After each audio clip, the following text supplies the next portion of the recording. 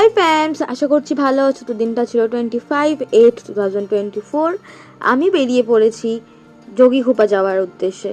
পরম পূজ্যপাত শ্রী শ্রী অবিন দাদার নির্দেশে এখন পিনকোড ওয়াইজ ডিপি ওয়ার্কস হচ্ছে 7 ডেজের ডিউরেশনে। তো লাস্ট 7 ডেজ যোগীঘোপাতে ডিপি ওয়ার্কস হয়েছে, আর সেটারই সৎসঙ্গে আমরা এখন অ্যাটেন্ড করতে যাচ্ছি।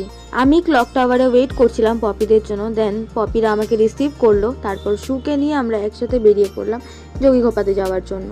সেদিন বাইরের মরশুমটা এত সুন্দর ছিল, এত সুন্দর ছিল, এটা বলার মতন না।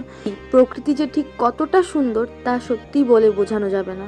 হাওয়ার সঙ্গে দৌড়ে যতই আগবার ছিলাম, ততই প্রকৃতির রূপের বর্ণনা যেন অতুলনীয় হয়ে উঠছিল। মাঠের সবুজ ঘাস যেন প্রাণোচ্ছল হয়ে উঠেছে, আর আকাশের এই তুলো তুলো মেঘগুলো কেমন জানান দিয়ে দিচ্ছে যে মা আসছেন, শুধু আর কিছুদিনের